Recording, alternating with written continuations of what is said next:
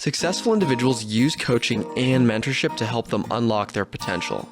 Not all coaches are created equal, and that's why we work with the top 5% of coaches at ideamix. Welcome to Coaches You Need, brought to you by ideamix. Welcome to the 2023 kickoff of the ideamix podcast. We're thrilled to change up our format for you this year. One type of episode will be Innovators to Know. Luminaries from across a variety of fields and disciplines whose work and concepts are essential learning. The second type of episode are coaching shorts, where we aim to demystify coaching, help you understand what it is and how it can help you. And we will feature different idea mix coaches and cover topics as broad as what is coaching, how does it differ from therapy, to what makes a client coachable. We're going to each host both of those different kinds of shows, so you'll see both of us over the course of the season. Welcome to our show, and we're going to kick it off today with a short on how we got started at ideamix. Great. So, Sam, what was the inspiration for starting ideamix? So I think the three of us who co-founded the company, Milena Mahita and I, had both had different experiences with coaching over the years. In my own case, I had used coaching for the first time on a topic in personal development, work-life balance. I was struggling at the time with 3 kids and a job and just not doing any of those things particularly well. Another time, I ended up working with a coach on helping me understand where I was in my own professional development and how I needed to evolve. Yet another time, I brought in a coach to work with a team I was trying to build and grow and actually develop some glue and kinship among them so we could perform better as a team. On each of those occasions, the coaching was hugely valuable, but the process of finding a coach was hugely frustrating. I asked all sorts of people for referrals and recommendations, and some of them were good, but equally, some of them were not fit for purpose. And I had to sort of go off and spend hours doing all this research to actually find a group of coaches that I could then interview and choose. And let's dissect a little bit what that process was like. I mean, what was your process for trying to determine whether that coach was going to be able to help you or not? That's a great question. So first, I think coaching as an industry, and I came to realize this through this research and in some of the market research we did before starting ideamix, coaching as an industry has grown tremendously. And with that, the number of coaches has also grown exponentially, in fact. As a result, you get every caliber and every quality of coach. And so being able to understand and actually have a platform where you know that you're getting vetted quality coaches and you don't have to worry that these coaches, may not be fit for purpose or may not do the right thing by you. Any of those factors was super important, I thought.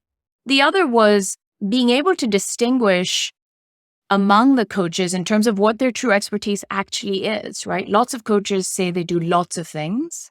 And I, as an individual consumer of coaching, can't understand some of those nuances and differences. And so at ideamix, we really set out to develop a framework for understanding, categorizing, and then presenting those coaches so that they were comprehensible both as individuals, but also in comparison to other coaches. Mm-hmm. So making the process seamless for clients to be able to find a coach who maybe they will have good chemistry with. Can you talk a little bit about sort of how your process informed the framework that ideamix established for vetting the coaches? Yeah, I think it informed it in terms of the macro objectives. Like we knew what the problem was and we didn't know what the solution needed to look like, right? So that solution really came from talking to people who had used coaching, people who had no experience of coaching and understanding where they would go and how they would go about the process of finding coaches, talking to coaches to understand how they found new clients, And it was really through a series of interviews, effectively, with those two key stakeholders that we said, hey, as a company, we have to be able to serve those two constituencies and serve them extremely well, right, to make this compelling for both sides. And it was really those interviews and sort of the inkling of an idea that we had that it could work this way that was sort of true or was correct in terms of the objectives or the solution we thought customers wanted, but was totally wrong in terms of how we needed to provide that solution. And it was really market testing the concept and then iterating with those same people by showing them various versions of the prototype that allowed us to arrive at, okay, this is something that's workable for both sides and is intuitive, easy, and seamless for both sides. And so this could be the ideal solution. Amazing. And when was sort of the official launch of ideamix? So if you can believe it, we launched at sort of over Christmas, New Year's last year. So in 2021. And we had by then spent, many, many months iterating on the product, building it, testing it. And we launched initially to coaches who we had pre-vetted. And we knew it would take, a few months for the coaches to come onto the platform that we wanted to be on the platform and get set up in terms of their profiles, et cetera. That process took 4 months. And so we launched to consumers really only towards the end of April. And we, let it sort of trickle out organically in the sense of we really wanted to understand from early customers how they felt about their experience, what worked, what didn't work, what did we gotten right, what hadn't we gotten right. And as with, I think, every product, it's a living, breathing baby in a sense, and that baby sort of grows and evolves and things go wrong and some things go right with it. And along the way, all of our users, both coaches and clients seeking coaching, had excellent feedback for us that really allowed us to keep refining the product to what it is today. And that's like a continuous process. One of the things that I think is great about ideamix is the organic nature of the way that we approach our work, because it continues to allow us to be open to feedback from everyone, our coaches, our clients, and continually evolve. And just like our clients are coming to coaches so that they can grow, we continue to grow and change. What else would you say, we'll leave with this final note, is ideamix's strengths as a coaching company? So I think our key strength is that we think of technology as an enabling tool to really propagate and share coaching as a deeply human-centric process, right? Without that fundamental one-to-one connection between a coach and a client, without that, there's nothing.